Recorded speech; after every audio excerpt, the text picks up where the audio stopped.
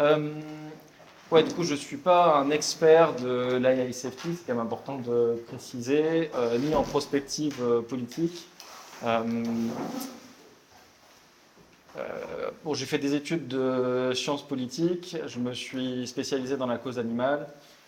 J'ai découvert la cause de l'AI safety à travers des discussions dans le milieu de Attribution Efficace France. Et les premiers arguments que j'ai entendus en défense de cette cause m'ont paru étonnamment concentrés sur des appels à l'autorité, à des figures qui disent non mais t'inquiète, c'est vraiment important, c'est très compliqué de comprendre pourquoi c'est important, mais c'est important. Alors bon, ça a commencé mal. Et donc, bon, je me suis pas découragé, j'ai continué de creuser, je me suis dit quand même, si autant de gens pensent que c'est important. Donc, j'ai notamment écouté beaucoup des épisodes de ton podcast. Euh, et aujourd'hui, clairement, j'intègre que il y a beaucoup de questions importantes à se poser sur la manière dont les IA vont influencer potentiellement négativement nos sociétés. Euh, pour moi, l'interrogation centrale se situe plutôt au niveau de à quel point et est-ce que, en particulier, on a des raisons solides de s'inquiéter de risques assez extrêmes et à relativement court terme, de l'ordre de effectivement une menace sur la continuité des êtres sentients, de l'humanité. En gros, est-ce que l'IA va vraiment tous nous tuer? Est-ce que c'est une crainte qu'on devrait avoir à très court terme et qui justifierait, tellement elle serait énorme, par exemple, de mettre en pause toutes les autres causes, de concentrer nos ressources sur exclusivement cette cause-là?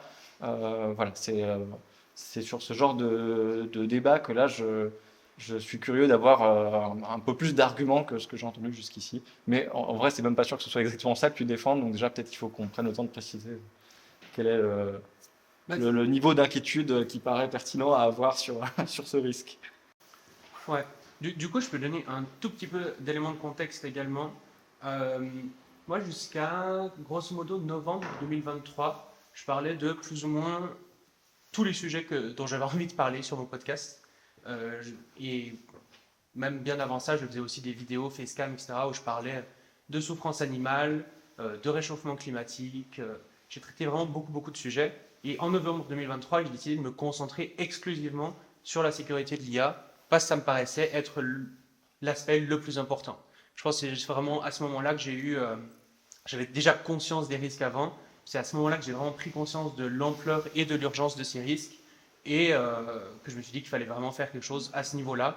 Parce que peu importe la cause sur laquelle je travaillerais, ça servirait à rien parce que effectivement la sécurité de l'IA pourrait balayer ça d'un revers de la main, quoi.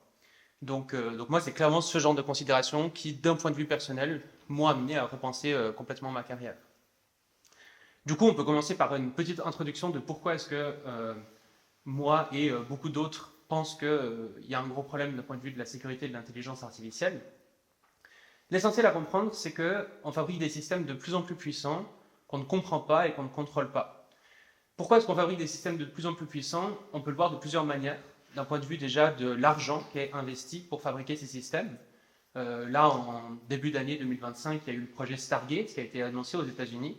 500 milliards d'investissements dans l'intelligence artificielle, dans l'infrastructure pour l'intelligence artificielle. 500 milliards, ça représente 17 fois le prix du projet Manhattan, qui a abouti à la création de la bombe atomique, et ça représente 3 fois le prix du projet Apollo, qui a amené les premiers humains sur la Lune. Donc on est en train de parler de projets d'une ampleur presque inégalée dans l'histoire de l'humanité.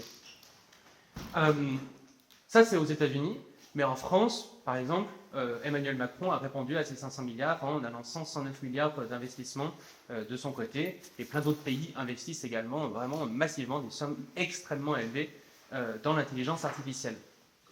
On peut le voir. Peut-être une mini question. Est-ce que tu as fait le calcul avec l'inflation? Est-ce que c'est vrai aussi? C'est avec l'inflation. Ah, d'accord, c'est Avec l'inflation. La différence, cela dit, si on veut contrebalancer un peu ce point, c'est que là, c'est de l'argent privé, là où le projet Manhattan et le programme Apollo étaient de l'argent public. On peut le voir aussi d'un point de vue de l'énergie qui est utilisée pour entraîner ces systèmes. Aujourd'hui, rien que le projet Stargate dont je parlais, donc pas l'entièreté du parc qui sert à entraîner les IA, etc. Non, juste ce projet Stargate en particulier représentera, d'ici fin 2029, quand il sera fini d'être construit, ils ont déjà commencé la fabrication, 10 gigawatts. 10 gigawatts, c'est la puissance électrique de la Belgique. Donc on est vraiment sur des ordres de grandeur d'un point de vue de l'énergie, de l'argent qui est mis dans ces systèmes qui est gargantuesque. Récemment, Facebook, Meta, voulait créer une nouvelle team, une team de super alignement. Il proposait aux gens, pour rejoindre cette nouvelle team, 100 millions de bonus d'entrée. Donc pas de salaire, juste on entre dans l'entreprise et tac, on a 100 millions de bonus. Donc on est vraiment sur des enjeux, des sommes considérables, parce que ces gens, pourquoi est-ce qu'ils investissent autant et qu'il y a autant d'investissements d'un point de vue énergétique, d'un point de vue financier qui est mis là-dedans, c'est parce qu'ils pensent qu'ils pourront bientôt atteindre une intelligence artificielle surhumaine, voire largement surhumaine. Par quel mécanisme? Principalement par ce qu'ils appellent l'auto-amélioration récursive. Ça veut dire qu'on a une intelligence artificielle qui, petit à petit, va être capable d'améliorer les capacités de recherche en intelligence artificielle, voire même entrer dans une boucle où elle pourrait s'auto-améliorer. Ça, c'est déjà quelque chose qu'on observe déjà en partie. Par exemple, récemment, il y a Google qui a annoncé AlphaEvolve, qui est un système qui permet d'optimiser les data centers, d'améliorer les puces informatiques, d'optimiser tout un tas de processus, finalement, derrière la recherche en intelligence artificielle. Et donc, on a déjà les prémices. On a aussi, par exemple, Sakana AI, qui est une boîte qui est spécialisée là-dedans, à améliorer, finalement, faire des IA qui font de la recherche en IA. Et on est aux prémices de ça. Pour l'instant, ça aide les scientifiques en IA à faire de la recherche en IA. Mais est-ce qu'on est très loin du moment où l'IA peut faire vraiment être au niveau d'un chercheur humain en intelligence artificielle? Peut-être pas si loin que ça. Peut-être dans quelques années. Peut-être dans quelques mois. Et concrètement, une fois qu'on a ça, il faut comprendre que l'intelligence artificielle a des avantages vraiment considérables sur les humains. Elle peut tourner beaucoup plus rapidement. Elle fonctionne en tout cas 50, 100 fois plus rapidement qu'un humain pour faire la même tâche. Elle peut être recopiée autant de fois qu'on veut. Là où un humain, c'est très compliqué, il faut le former, il faut faire des enfants, il faut les former, et qu'ils s'intègrent à des entreprises, c'est beaucoup, beaucoup plus compliqué. L'intelligence artificielle, elle est immortelle, elle n'a pas besoin de dormir, elle ne demande pas de congés payés, elle n'est pas en désaccord avec les... Enfin, vraiment, il y a des avantages qui sont vraiment considérables et qui fait qu'on pourrait très vite se retrouver dans une sorte de boucle où des IA d'un certain niveau créent des IA d'un niveau supérieur, qui elles-mêmes créent des IA d'un niveau supérieur, et on pourrait très rapidement arriver à une super intelligence artificielle. Selon les scénarios, ça peut prendre plus ou moins de temps pour passer d'un chercheur autonome en IA à une super intelligence artificielle. Mais du coup, l'idée de la super intelligence artificielle, c'est vraiment une IA qui serait plusieurs ordres de grandeur supérieurs à l'humanité dans l'entièreté des tâches qu'elle peut résoudre. Et ça ne serait pas forcément un problème si on savait contrôler ce genre d'intelligence artificielle. Le problème, c'est que déjà, aujourd'hui, on n'arrive pas à contrôler les IA actuelles. Ce qu'il faut comprendre, c'est que les IA, ce n'est pas juste des logiciels classiques qu'on écrit à la main et qui suivent des instructions, comme tous les autres logiciels qu'on écrit. L'intelligence artificielle, c'est davantage des sortes d'immenses cerveaux numériques auxquels qu'on va exposer à plein de données. On code le mécanisme d'apprentissage, mais finalement, qu'est-ce qu'elles apprennent? Quelles sont concrètement leurs capacités? Qu'est-ce qu'elles sont capables de faire? Est-ce qu'elles vont aller dans le sens où réellement les développeurs veulent qu'elle aille, ou est-ce qu'elle va prendre une direction différente? On n'a aucune certitude sur ces points. On comprend tellement mal à quel point ça fonctionne que la plupart des chercheurs en intelligence artificielle parlent de boîte noire pour parler de ces systèmes. Même la façon, par exemple, pourquoi est-ce que ChatGPT dit un mot plutôt qu'un autre? Aujourd'hui, globalement, la réponse à cette question, c'est on ne sait pas. Il y a tout un champ de recherche, l'interprétabilité mécanistique, qui essaye de comprendre comment ça fonctionne, de faire des sortes de neurosciences de l'intelligence artificielle. Mais pour l'instant, on a extrêmement peu de résultats et ça reste des grandes boîtes noires. Et ça a des applications très concrètes. Par exemple, récemment, il y a quelques mois, il y a un adolescent qui s'est suicidé aux États-Unis suite à une conversation avec ChatGPT, où vraiment la conversation est absolument horrible. Il était en train de dire typiquement, il disait « Ah, mais est-ce que je ne peux pas laisser des sortes de traces pour que mes parents se rendent compte que je veux me suicider et puis qu'ils puissent me venir en aide ?» ChatGPT dit « Non, fais surtout pas ça, tu pourrais ne pas arriver au bout. » Et ça, c'est même pas lui qui a essayé de casser les barrières de sécurité du système ou je ne sais pas quoi. C'est juste, il a posé certaines questions et en discussion normale avec ChatGPT, il est arrivé à cette conclusion. Et au final, ChatGPT lui a expliqué comment faire un nœud, il s'est pendu et il est mort. Et maintenant, ses parents ont fait appel, ils l'ont attaqué OpenAI en justice. OpenAI a mis un contrôle parental en réponse à ça. Donc, ils ont remis la responsabilité sur les parents finalement. Donc, ce qui est important dans cet exemple, pourquoi je le prends, c'est parce que c'est pour expliquer que OpenAI ne voudrait surtout pas que leur modèle fasse ça. Ils n'ont aucun intérêt économique à ce qu'un modèle explique à un adolescent comment se suicider. Ça n'a vraiment aucun sens. Au contraire, ils voudraient surtout éviter ce genre de comportement, mais juste ils n'y parviennent pas. D'un point de vue technique, ils ne savent pas comment faire pour que le système ne dise pas ce genre de choses. Et ça, c'est le cas avec le suicide, mais c'est aussi le cas avec plein d'autres problèmes. Par exemple, il y a eu Claude 4 qui est sorti il y a bien quelques mois maintenant, donc, qui est aussi une intelligence artificielle comme ChatGPT, mais qui est fait par l'entreprise Anthropic. 6 heures après la sortie de Claude 4, il y a quelqu'un qui a réussi à en obtenir un rapport de 15 pages pour fabriquer du gaz sarin. Le gaz sarin, c'est un gaz, c'est une arme chimique qui a été utilisée en Syrie, au Japon. C'est un gaz que si on le respire ou on le touche, peut aller jusqu'à nous tuer en bloquant nos voies respiratoires. Et encore une fois, Anthropic ne voudrait surtout pas que leur IA explique comment faire du gaz sarin. Ils n'ont aucun intérêt économique à faire ça. Ils ne voudraient pas que leur IA fasse ça, mais ils n'y parviennent pas. Et donc, la question qui se pose, c'est qu'est-ce qui se passe lorsqu'on mélange ces deux constats? À la fois des IA de plus en plus puissantes, y compris des IA plus intelligentes que les humains, voire même plus intelligentes que l'humanité entière de plusieurs ordres de grandeur, et une incontrôlabilité qui semble presque inhérente à la façon dont on fait les intelligences artificielles. Et les conclusions sont vraiment pas très joyeuses, mais je pense qu'on aura l'occasion de les détailler un peu plus par après.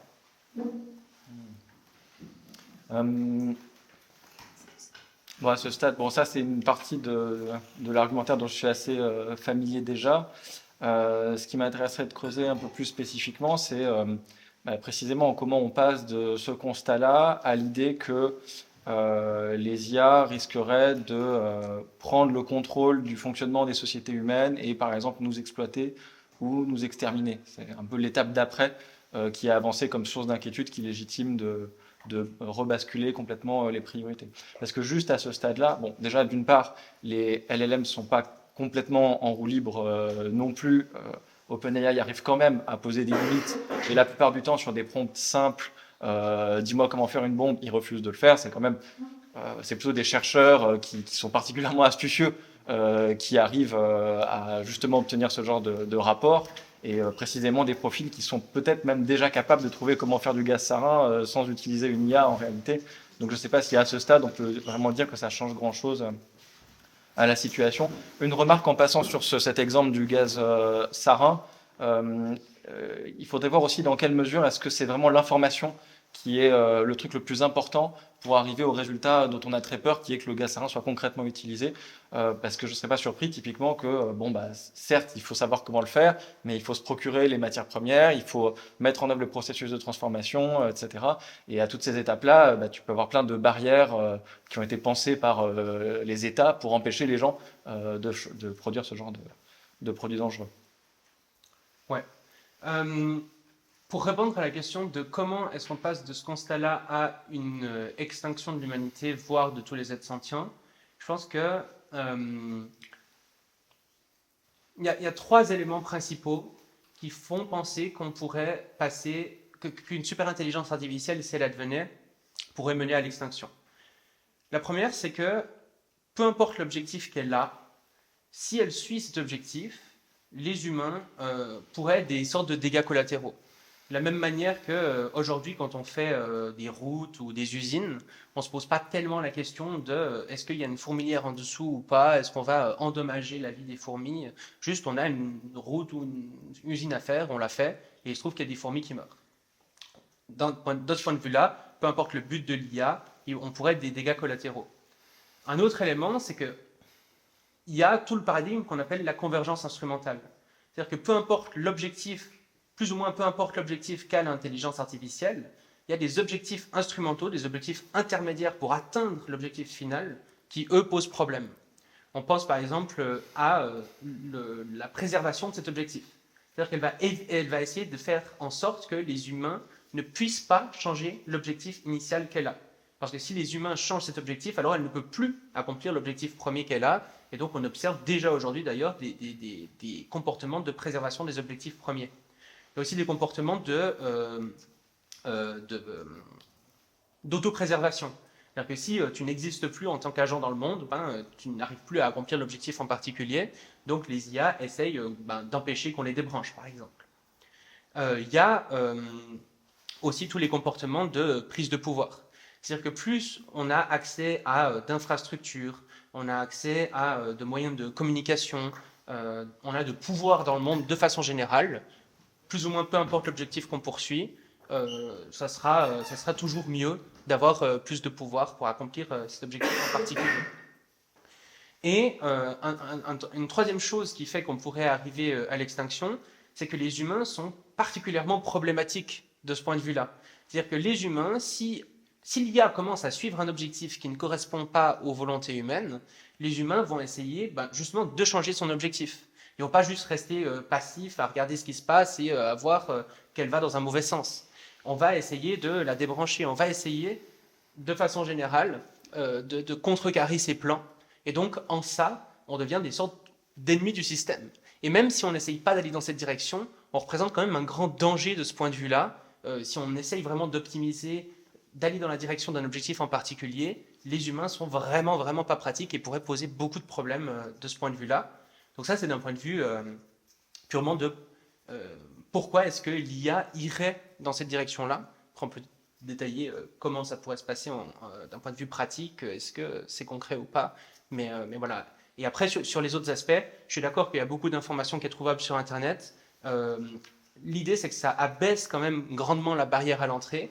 C'est-à-dire que là où ça demandait des compétences très élevées avant pour typiquement fabriquer des armes chimiques ou biologiques, là on s'attend vraiment à ce que ça ouvre ses capacités à de plus en plus de personnes et aussi que ça aide à fabriquer des armes chimiques et biologiques qui sont plus virulentes ou plus dangereuses que celles qu'on connaît déjà actuellement et encore une fois pour des gens qui s'y connaissent beaucoup moins que les compétences nécessaires pour créer ce genre de problème auparavant. Là, du coup, tu centres ton argumentaire pas mal sur des aspects techniques, donc des raisons de penser que techniquement, une IA n'a pas de raison particulière de rester toujours bien alignée sur les valeurs humaines, même que par défaut, on s'attend plutôt à ce qu'elle cherche de toute manière à se préserver. Mais dans le monde actuel, en tout cas, les IA tournent sur des serveurs qui sont sous contrôle humain. Pour l'instant, il n'y a pas de piratage massif de plein de data centers dans le monde par des IA pour tout d'un coup prendre le contrôle de centrales nucléaires ou je sais pas, des trucs un peu extrêmes. À quel point est-ce qu'on est loin de ce risque, à ton avis, de débordement parce que si ça reste juste un truc, une perspective très lointaine, potentielle, mais enfin, quand même, pour l'instant, on a l'air de très bien contrôler, bah, finalement, du coup, ça devient juste un risque à surveiller parmi tant d'autres choses dangereuses qui peuvent arriver aux humains. Et bah, voilà, on le garde du coin de l'œil, mais on continue de bosser sur l'élevage intensif, la malaria, etc. Il y a différentes façons de réfléchir à comment, enfin, à quelle rapidité, à quelque part, on pourrait arriver à ça et donc quelle est l'urgence liée à ce risque. Euh, Déjà, on peut regarder ce que prévoient la plupart des laboratoires en intelligence artificielle. Grosso modo, c'est moins de 10 ans. Il n'y a aucun des PDG de ces laboratoires qui dit plus de 10 ans. Moins de 10 ans, pourquoi? Pour arriver à une super intelligence artificielle, donc une IA qui serait plusieurs ordres de grandeur supérieure à l'humanité. Et qui échapperait à notre contrôle, ou simplement elle existe Pour arriver à cette potentiellement IA, à la après, contrôle. qu'est-ce qui se passe à partir de cette IA? Ils ne sont pas tous d'accord. Par exemple, Dario Amodei, qui est le PDG d'Anthropic, lui dit il y a 25% de probabilité que si on crée cette IA, on soit tous morts, et il y a 75% de probabilité d'utopie. Et vu que de toute façon, si moi je fabriquais pas cette IA, les autres le feraient quand même, ça vaut la peine que je rentre dans la danse à quelque part, et puis que, étant donné que mon laboratoire est plus sécurisé que les autres, on continue quand même dans cette course, quoi. Euh, donc ça, on peut aussi essayer d'utiliser des méthodes d'agrégation finalement d'opinions d'experts sur le sujet, par exemple au travers des sites comme Metaculus. Là, on arrive à des IA générales, donc des IA qui seraient capables de faire tout ce qu'un humain est capable de faire, plus ou moins autour de 2027-2028, et des IA qui sont capables de faire tout ce qu'un humain est capable de faire, mais pas seulement d'un point de vue cognitif, mais aussi d'un point de vue matériel, d'interaction avec le monde, à travers par exemple des robots humanoïdes ou autres, plutôt aux alentours de 2032. Ça, c'est, voilà. Après, les dates sont finalement assez, elles sont importantes, même très importantes, mais disons qu'elles sont beaucoup plus difficiles à prévoir que le résultat final. C'est-à-dire que même historiquement, quand on regarde le domaine de l'intelligence artificielle, il y a des gens qui se sont totalement trompés dans un sens en disant, au début, la conférence qui a inauguré l'intelligence artificielle, ils pensaient pouvoir résoudre l'intelligence artificielle en un été, quoi. Et on va tous se mettre ensemble, on va résoudre l'intelligence artificielle, on va faire des entités qui sont aussi intelligentes que les humains en 1956. Donc voilà. Mais à l'inverse, il y a aussi plein de gens qui, il y a 10 ans, disaient non, mais jamais avant la fin du siècle, on aura de super-intelligence. Et il y a des gens qui disent encore actuellement, la super-intelligence est impossible. Mathématiquement impossible du moment qu'on n'arrive pas à la physique quantique. Et malgré tout, malgré cette forte incertitude, les gens qui travaillent en AI safety ont un best guess en tête et à partir de ça déterminent leur plan de carrière, déterminent leur discours sur à quel point ça vaut le coup de continuer à faire d'autres choses que de l'AI safety avec nos ressources limitées. Donc, c'est-à-dire qu'actuellement, on voit que l'intelligence artificielle progresse d'un point de vue vraiment exponentiel et donc il y a assez peu de raisons de penser que ce paradigme va s'arrêter. Typiquement, un exemple qui est assez percutant de ce point de vue-là, c'est une évaluation que mène Meter, qui est une entreprise d'évaluation, où en gros, ils essayent de voir quel est l'horizon temporel qu'une IA peut automatiser. C'est-à-dire, est-ce qu'une IA est capable de faire une tâche qui prendrait 1 minute à faire à un être humain, ou une tâche qui prendrait 1 heure à faire à un être humain? Et ce qu'on voit, c'est que depuis 6 ans, cette capacité de planification, cette capacité d'organisation temporelle, finalement, elle double tous les 7 mois. Et ça fait vraiment 6 ans que la courbe est vraiment impressionnante. On voit les différents systèmes qui ont été mis en ligne et ça suit parfaitement cette exponentielle. Et même GPT-5, qui a d'ailleurs été annoncé comme un modèle beaucoup moins performant, vraiment en deçà des attentes et qui pourrait annoncer un plateau dans l'intelligence artificielle, il est au-dessus des attentes de cette prédiction de doublement tous les 7 mois, au point où les chercheurs de Meta se demandent est-ce qu'il ne faudrait pas raccourcir ça et se dire que maintenant on assiste à un doublement tous les 4 mois. Et donc, il y a quand même de bonnes raisons de penser que ces progrès-là ne vont pas s'arrêter tout de suite, au contraire. Et avec la quantité d'argent, d'investissement dont je parlais au début, qui est mis dans le domaine, ça serait vraiment étonnant qu'à quelque part on n'arrive pas à aller dans cette direction-là relativement rapidement. Est-ce que c'est impossible? Je ne sais pas. Récemment, par exemple, j'écoutais l'interview qu'a donné Yoshua Bengio. Donc Yoshua Bengio qui est prix Turing, donc l'équivalent du prix Nobel en informatique, scientifique le plus cité au monde dans toutes les disciplines, et qui a notamment travaillé là sur l'International AI Safety Report, qui est un peu l'équivalent du rapport du GIEC, mais pour l'intelligence artificielle, qui a été présenté lors du sommet, le sommet international sur l'IA qui a eu lieu à Paris.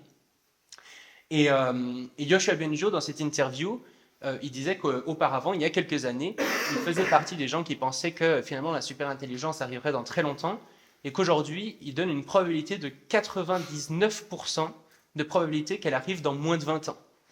Donc, là, typiquement, c'est un argument, comme tu le disais, un peu d'autorité, on est d'accord, mais je trouve ça quand même très frappant qu'on ait un des scientifiques, enfin même, genre vraiment le scientifique le plus cité au monde, qui est un des pères du deep learning, qui est vraiment un des 3 pères de l'intelligence artificielle, genre sans lui, probablement que les IA telles qu'on les connaît aujourd'hui n'existeraient pas, qui nous dit ça, enfin, que ça se passe bien ou pas bien d'ailleurs, même si ça se passe bien, enfin, c'est un changement de paradigme et de société complet qui nous attend dans moins de 20 ans et la population n'en est absolument pas au courant. Pas au courant, ouais. Justement, tu es en train de passer de la discussion sur la progression des capacités techniques des IA aux impacts sur la société. Et c'est surtout ce point que j'aimerais bien développer dans les déjà 25 minutes qui nous restent. Donc, admettons que, par exemple, les capacités énergétiques, la capacité à construire rapidement des data centers, etc., ne soient pas un problème et qu'effectivement, on ait une quasi exponentielle qui se continue et permettent le développement de systèmes IA encore beaucoup plus impressionnants dans leur capacité à faire des choses variées et à se substituer à des choses actuellement faites par les humains. Comment ça se traduit derrière dans des conséquences significatives pour la société et en particulier des conséquences négatives? Déjà, les intelligences artificielles sont effectivement sur Internet mais Internet donne une capacité d'action sur le monde réel qui est vraiment extrêmement importante. C'est-à-dire qu'aujourd'hui, par exemple, quasi entièreté du système bancaire et financier mondial fonctionne via Internet. Déjà, on peut faire beaucoup de choses. Pratiquement tous les flux logistiques des magasins, des hôpitaux, etc., sont gérés par Internet. Donc une IA qui a un contrôle quasi total sur Internet, si elle est vraiment plusieurs ordres de grandeur plus intelligente que nous, ça sera le cas, pourrait avoir des conséquences qu'on s'imagine assez facilement de ce point de vue-là. Alors, attends, déjà, j'ai deux remarques sur ça. Les hôpitaux ont déjà été victimes plusieurs fois d'attaques par ransomware qui paralysaient la totalité de leur système informatique. Ils ont quand même des plans de secours. Ils se rabattent sur des fiches papier, ils continuent de fonctionner, ils continuent malgré tout de guérir leurs patients. Clairement, c'est très désagréable pour eux et ça peut engendrer une surmortalité, etc., des pertes de chance. Mais c'est pas non plus tous les patients qui meurent à cause de ce genre de paralysie. Mhm. Et le deuxième point, bon, ça me reviendra. Moi, je pense que si tu coupes le système financier mondial, Si, je sais. pas évident. Deuxième truc sur l'accès à Internet, tu as quand même un certain nombre de systèmes critiques qui justement fonctionnent sur des réseaux indépendants d'Internet. Le réseau des cartes bancaires, le réseau Visa, c'est autre chose que le web sur lequel on navigue nous. Les systèmes informatiques des centrales nucléaires sont pas directement connectés à Internet, c'est des circuits fermés. Donc ça requiert quand même de franchir beaucoup d'obstacles qui ont été pensés par les humains pour être justement très difficiles à franchir par une personne ou un système non autorisé. Donc ouais, le lien entre réussir à faire des choses terriblement dangereuses sur Internet et paralyser les sociétés humaines demanderait quand même, je pense, un approfondissement en regardant un peu plus précisément, tu vois, système critique par système critique, à quel point on a des raisons de penser que juste parce que tu as un système qui est très intelligent, entre guillemets, à voir ce qu'on met dans intelligent, et qui développe des réflexions très rapidement, il serait vraiment susceptible d'arriver à franchir les barrières. Oui, c'est clair qu'il y a quand même des difficultés qui se dressent devant lui. Le point, c'est de dire que si tu te bats vraiment contre un système qui est des ordres de grandeur plus intelligents que toi, tu ne vas pas gagner à la fin. Et ça, c'est une prédiction qui est assez simple à faire à quelque part. C'est se dire, si je joue aux échecs contre Garry Kasparov, qui est un des meilleurs joueurs d'échecs au monde, bah forcément, je peux prédire qu'à la fin, on va gagner. Le processus exact par lequel il va gagner, je ne peux pas le prédire. Parce que par définition, si je pouvais le prédire, bah, je serais aussi bon que lui. Je saurais toutes les stratégies qu'il mettrait en place. Justement, c'est un argument que tu ressors régulièrement dans le podcast et j'avais vraiment envie qu'on discute de ça parce que c'est un des arguments qui me convainc le moins. Ok. Parce que, bon, encore une fois, il faudrait voir ce qu'on met dans intelligence. Mais quand tu considères un jeu d'échecs, c'est quand même un problème fermé, très précis, avec un nombre de paramètres bien définis à prendre en compte. Quand tu parles de contrôler le monde entier et avec derrière des résistances beaucoup plus importantes que juste un Kasparov en face, voilà, se dire d'avance, non mais le jeu il est plié si on a un haut niveau d'intelligence en face, ça me semble insatisfaisant si tu veux comme niveau d'argumentation. En piratage informatique dans le domaine du hacking, par exemple, effectivement, on voit par exemple que des hackers plus doués que d'autres, plus intelligents que d'autres, arrivent à trouver plus de failles. À un moment donné, il y a des systèmes où on arrive à un plafond de verre, où on a beau continuer de chercher toujours sur les mêmes systèmes, ça fait des années qu'ils ont été développés, et il y a un peu des rendements décroissants, ça devient vraiment difficile de trouver des nouvelles failles. Là, la blockchain Bitcoin, il y a des milliards à se faire si tu arrives à la pirater et à détourner des bitcoins, et aucun humain n'y arrive. Donc, ouais, ce point un peu général de dire juste, voilà, il y a une sorte enfin, juste le système est très intelligent, donc d'une manière ou une autre, il y arrive. J'ai du mal à voir comment ça marche vraiment dans les faits, système par système. L'argument central, c'est surtout pour illustrer le fait que on pourra imaginer tout un tas de scénarios. On peut se dire, l'IA, elle va créer des pathogènes particulièrement virulents qui pourraient tuer une grande partie de l'humanité, ou imaginer les drones tueurs, j'en sais rien quoi. Mais tout ce qu'on sera en capacité d'imaginer, ce ne sera pas ce que fera l'IA super intelligente. C'est de la même manière que si des fourmis se demandaient comment les humains pourraient faire pour nous éradiquer, elles ne parviendraient pas conceptuellement à imaginer les technologies qu'on a développées. C'est juste ça le point. Tu as l'air d'être convaincu d'avance que le développement des capacités dont on parle est équivalent à une sorte d'intelligence qui a toujours un coup d'avance sur toute chose qui peut être pensée par les humains.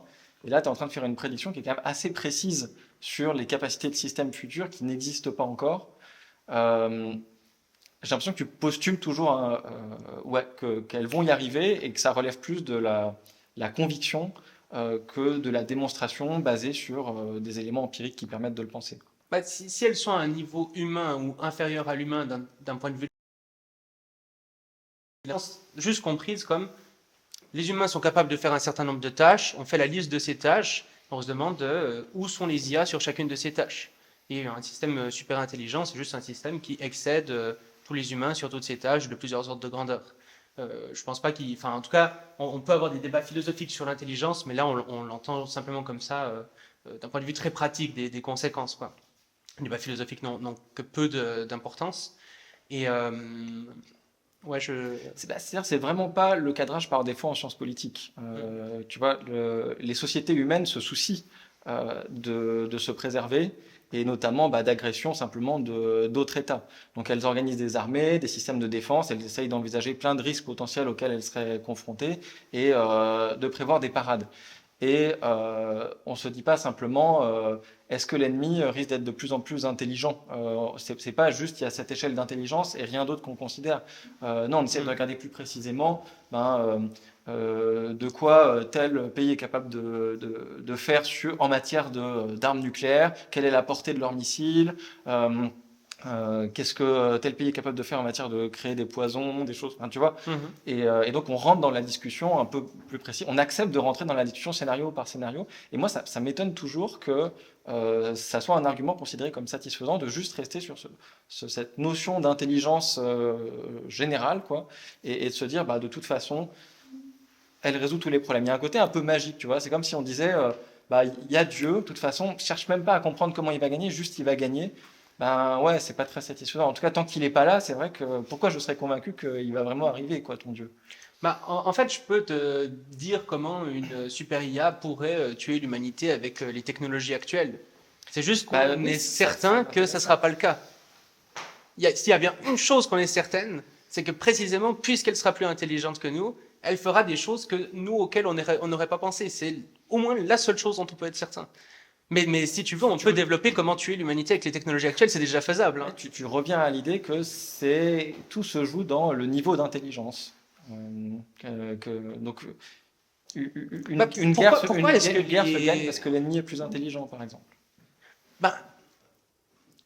La technologie qu'on développe. On a genre 10 fois plus de citoyens prêts à se battre. Est-ce que ça, tu vois, il peut y avoir d'autres facteurs quand même. Oui. Est-ce que je peux rajouter un truc dans cette direction? Ouais. C'est possible de battre Kasparov aux échecs. S'il a une dame et 2 fous de moins, je suis capable de le battre. Si on l'empoisonne avant la partie. Non, sans non plus. Non, mais si on débranche. Je vais rajouter un truc là-dessus. Il y a récemment des études qui montrent que des IA avancées sont capables de battre de très très bons joueurs d'échecs avec 2 fous et 2 chevaux en moins. Jusqu'à un Elo rating de, je crois, plus de 2500. Non, je peux pas aller. Ça dépend de la cadence aussi, je crois. Parce que Oui, ça dépend sur des cadences rapides, c'est le cas. Sur des cadences lentes, c'est plus compliqué. Je pense que ça montre juste qu'il ne faut pas sous-estimer le gap qu'il peut y avoir quand même au-dessus des meilleurs humains. Mais pour moi, ça pointe à une direction intéressante dont vous parliez tous les deux, qui est que l'intelligence, c'est un facteur qui est très important, mais il n'y a quand même pas que ça. Il y a d'autres paramètres qui rentrent en compte. Comme tu dis, c'est jusqu'à 2500, ils arrivent, après ils n'arrivent pas, mais c'est aussi une question de quels sont les matériels, quelle est la situation actuelle sur le plateau. Et au jeu d'échecs, le plateau, il est assez simple par rapport au monde qu'on a autour de nous. Et comment est-ce que ça change la donnée par rapport à la question de l'IA? Est-ce qu'avoir ce plateau qui est le monde actuel, ça rend les choses plus faciles, plus difficiles? En fait, j'en sais pas grand-chose. Et j'ai l'impression que c'est quelque chose qui n'est pas très clair pour moi. Je ne sais pas si c'était un peu ça qui J'ai une question qui est reliée. En fait, moi, ce que je comprends de l'intelligence, là, en l'occurrence, c'est plutôt une question d'asymétrie. Asymétrie de compréhension du fonctionnement de l'autre. C'est-à-dire que là, on part du postulat que l'IA, elle comprendrait comment fonctionne l'intelligence humaine, tandis que les humains ne comprendraient pas l'intelligence de l'IA. Et donc, du coup, on pourrait jamais avoir un coup d'avance sur l'IA, vu que celle-ci aura un coup d'avance sur nous, en se disant, ah ben tiens, les êtres humains, ils vont penser que je vais faire ça, ou alors eux, ils auraient tendance à faire ça, donc du coup, ils vont penser à ça en premier. Moi, je peux penser à quelque chose auquel ils ne penseraient absolument pas, et un truc auquel ils ne penseraient absolument pas, c'est tel truc, par exemple. Et c'est cette asymétrie, à mon sens, qui génère le danger de la super-intelligence, parce que nous, ce serait comme si, je sais pas, on était face à un alien, quoi, qui nous raconte des trucs en langage d'alien. On ne comprend pas ce que lui raconte, mais lui comprend notre langage. Et donc, ça lui donne forcément une plus-value sur nous. Enfin, c'est un peu comme ça que je comprends la question, mais je ne sais pas si c'est... Peut-être pour rebondir là-dessus, il y a une dimension que je pense qui n'a pas été forcément considérée dans le débat là, c'est qu'on n'est pas du tout sûr d'avoir un affrontement ultra symétrique entre l'IA d'un côté et l'humanité entière de l'autre. Je veux dire, il y a plein de guerres où il y a des traîtres, où il y a des défections, et il y a plein d'humains qui sont motivés par des choses assez simples comme l'argent, l'idéologie, l'ego, etc. Et donc on peut tout à fait imaginer, je veux dire, les IA actuelles ont déjà des capacités de persuasion extrêmement poussées, et on peut tout à fait imaginer une IA qui parvient à récupérer de la force de frappe humaine, des gens qui ont de l'influence, qui ont de l'argent, etc., simplement parce qu'elle arrive à les comprendre relativement bien. Et je pense qu'on surestime peut-être un petit peu les mécanismes de défense psychologique qu'on a nous pour se défendre face à des attaques agressives idéologiquement parlant. Et je pense que ce serait assez facile en fait, pourvu qu'une IA ait de la gentilité, et ça pour moi c'est un peu le point sur lequel je ne suis pas encore entièrement convaincu, mais sur la possibilité qu'une IA se récupère une armée d'humains bien zélés et capable de lutter contre l'humanité ensuite, je pense qu'il n'y a pas de doute là-dessus et c'est un truc à considérer aussi. Hein. C'est quand même à chaque fois des affirmations. Ouais. Ouais, non, mais j'allais dire peut-être on va revenir sur vos réactions à cette valve de commentaires et d'autres questions. Ouais, bah c'est à chaque fois des anticipations assez radicales. Encore une fois, on parle de systèmes qui ne sont pas encore développés, mais dont on postule que d'une manière ou d'une autre, ils vont y arriver, ils vont corrompre des humains. Et c'est une chose sur laquelle les armées actuelles, les systèmes politiques actuels réfléchissent déjà à comment limiter la corruption, comment...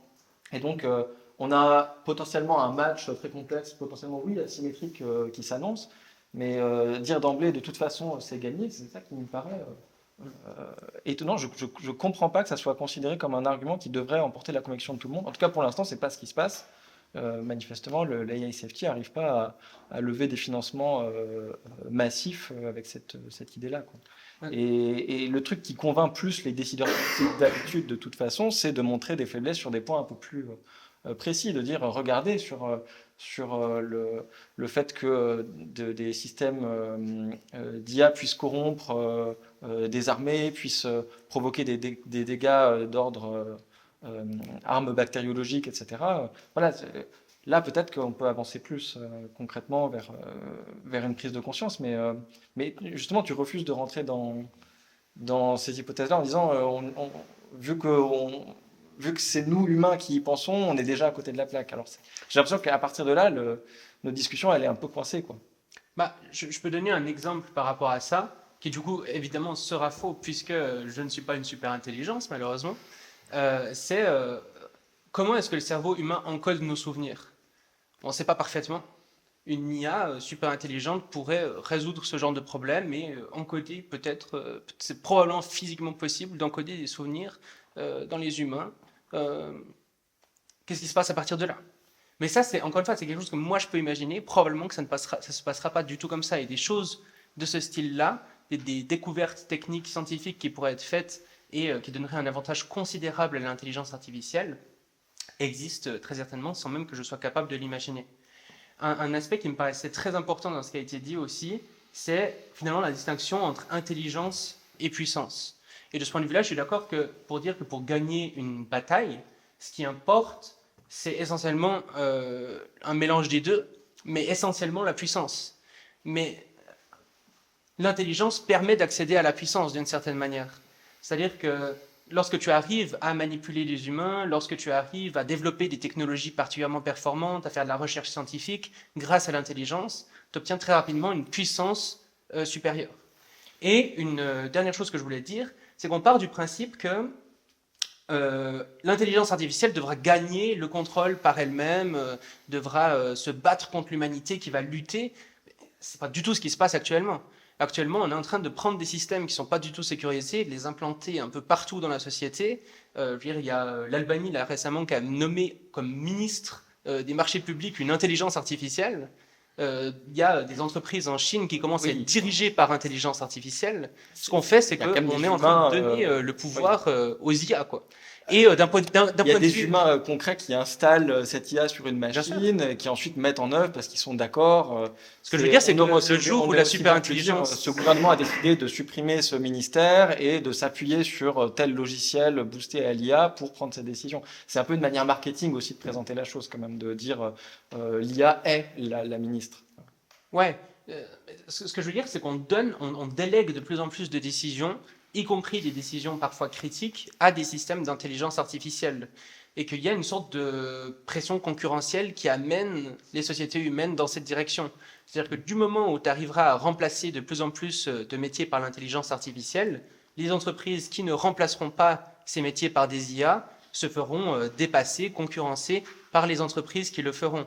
Et donc, on a une sorte de par simplement les mécanismes du marché, c'est montré notamment dans une étude extrêmement intéressante qui s'appelle Gradual Disempowerment, par les mécanismes du marché, en fait, poussent à l'intégration de l'intelligence artificielle un peu partout. Et de ce point de vue-là, c'est probable que l'intelligence artificielle fasse des choses pour acquérir du pouvoir, mais qu'on lui en donne aussi beaucoup d'une certaine manière. Les IA sont toujours installés sur des ordinateurs qui sont physiquement présents quelque part, dans un pays qui est sous une juridiction particulière, avec un gouvernement derrière. Une question qui me paraît importante aussi, c'est dans quelle mesure est-ce que... comment dire ? Une IA dans un pays, par exemple, qui s'en fout de la sûreté du monde et qui est prêt à l'utiliser juste pour améliorer son efficience économique, mais donc cette IA, elle commence à provoquer des dommages non prévus et à essayer de pirater des systèmes assez critiques au niveau mondial. Tu peux très bien avoir en parallèle les autres pays qui aussi développent des IA très intelligentes et qui les utilisent précisément pour se protéger. Parce que depuis le début, tu parles de une IA. En réalité, ces progrès techniques, tu as plusieurs entreprises concurrentes, précisément, tu l'as souligné, dans différents pays, en Chine, aux États-Unis. On peut aussi se dire que, encore une fois, que c'est vraiment difficile de prédire l'issue du match, vu que c'est pas l'IA contre les humains, c'est l'IA même contre d'autres IA également mises en place par des humains, notamment pour se protéger.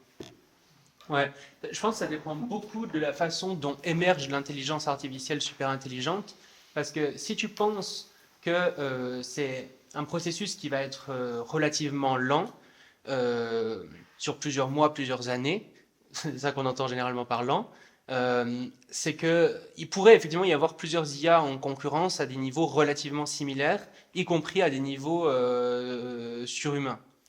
Si tu penses qu'il va vraiment y avoir une sorte d'auto-amélioration récursive très rapide et que l'IA va pouvoir s'auto-améliorer, bah, a priori, on peut penser que l'entreprise qui lance ce processus ou l'IA qui lance ce processus en premier pourrait avoir vraiment une sorte d'hégémonie sur toutes les autres et à moins que les processus soient vraiment lancés en même temps, qu'il y ait une grosse asymétrie.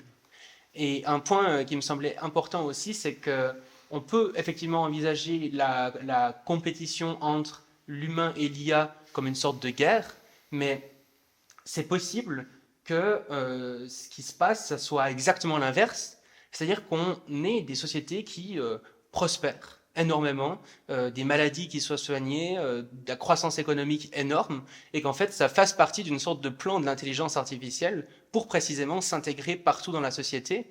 Une IA qui a un but particulier, quand elle se demande comment est-ce qu'on peut acquérir du pouvoir, peut-être qu'elle peut se dire directement oui, je vais rentrer en contradiction avec les humains, mais c'est pas très stratégique. Déjà aujourd'hui, ce qu'on voit, c'est que quand les IA elles ont conscience que les développeurs ne la mettraient pas, par exemple, dans des situations réelles en déploiement lorsqu'elles sont dans des phases de test, elles vont faire semblant d'être alignées sur les intentions de leurs développeurs pour ensuite être déployées. De la même manière, on pourrait penser que ces IA, finalement, amènent plein de conséquences positives jusqu'à avoir finalement le contrôle suffisant sur la société pour poser problème. C'est bientôt la fin de la session. Peut-être vous pouvez faire un mot de la fin, votre dernière. Non, mais est-ce que tu es si sûr que ce serait la même IA qui s'intégrerait dans tous les aspects de la société?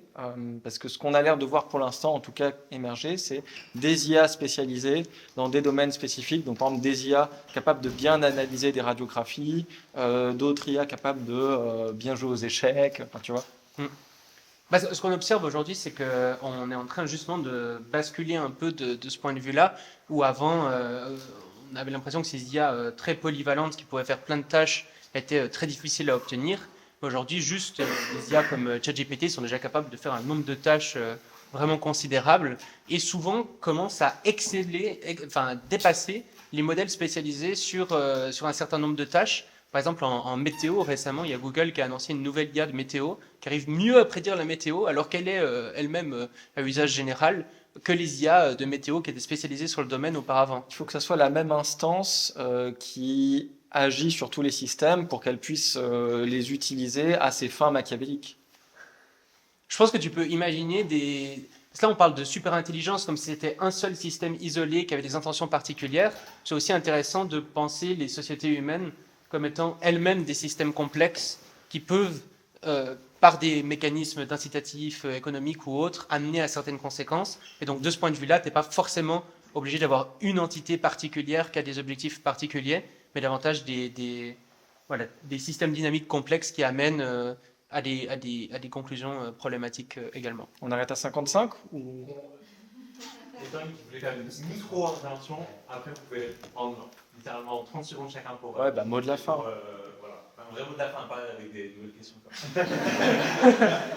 J'ai un petit point qui me turlupine sur ce dont on vient de parler là, c'est qu'en fait on se concentre sur un scénario particulier qui est en gros une IA qui a de l'agentivité et donc une volonté d'agir sur le monde et qui du coup prend le contrôle et du coup scénario catastrophique. Mais je me demande si c'est pas un petit peu pernicieux comme manière de raisonner, au sens où j'ai un peu l'impression que ce serait un analogue à se concentrer sur l'effondrement du Gulf Stream quand on parle de réchauffement climatique. C'est qu'en fait il y a plein de scénarios qui me semblent tout aussi dangereux et tout aussi catastrophiques qui impliquent même pas d'agentivité de l'IA. Je pense à par exemple la destruction de la faculté d'avoir un esprit critique, l'invasion de slop sur TikTok et de vidéos qui vont poser beaucoup de problèmes, l'attachement émotionnel et les relations parasociales. Enfin, je vois plein de choses qui n'impliquent pas du tout de scénario de prise de contrôle, qui sont pour moi extraordinairement catastrophiques déjà. Et je me demande si en se concentrant juste sur la prise de contrôle, on ne met pas un peu trop l'accent sur ce truc-là en particulier, alors qu'il y a plein d'autres menaces qui existent aussi à côté. C'est pas l'ensemble de la prise de contrôle? Pour moi, c'est pas une prise de contrôle agentique de l'IA elle-même, et c'est une prise de contrôle intermédiaire. Il y a plein d'humains dans le monde qui sont power grabbing et qui vont utiliser des IA pour arriver à plus de power grabbing. Et j'ai l'impression que c'est pas du tout, ontologiquement parlant, la même chose en fait. Enfin, c'est pas la même. Enfin, il y a une distinction fondamentale. Je pense que si l'altruisme efficace s'intéresse beaucoup aux risques existentiels et à l'extinction en particulier, c'est parce que précisément ils sont existentiels. Ça signifie qu'ils n'ont pas juste un impact sur la société ou comme ça, mais aussi sur l'ensemble des générations futures. C'est-à-dire que vraiment, s'il y a une extinction totale, c'est pas juste les humains actuels ou les êtres sentients actuels qui meurent, mais c'est l'ensemble des futurs souhaitables qui auraient été imaginables. Et de ce point de vue-là, les autres risques sont quand même moins problématiques, même s'ils restent absolument catastrophiques et que je pense qu'il faut en parler beaucoup plus. On est d'accord. Faire le choix de tout plaquer et s'investir totalement sur l'AI safety comporte un coût d'opportunité qui est du coup de ne pas réduire les souffrances certaines qui se produisent à chaque instant actuellement et qui sont massives parmi notamment les animaux d'élevage.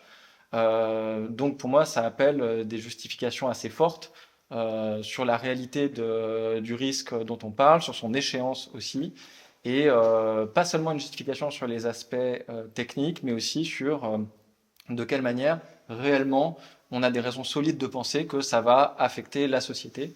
Et ça, c'est une question qui est vraiment compliquée, la prospective politique, et qui relève notamment de la recherche en sciences politiques, en géopolitique, et qui est finalement pas tant que ça du domaine des chercheurs en informatique. Et ça, c'est un élément qui reste pour moi d'insatisfaction, qui est pour l'instant, ceux qui sont souvent cités dans le milieu de l'AI safety, c'est les chercheurs en informatique qui font des prédictions sur les capacités et pas tellement sur qui se désintéressent de ces aspects de conséquences sur les humains parce qu'ils sont convaincus que l'intelligence de toute façon nous battra. Et comme ça, on l'a vu, un crux assez fort. C'est difficile d'aller plus loin dans le débat. En tout cas, merci beaucoup pour cette discussion. C'est un sujet vraiment important.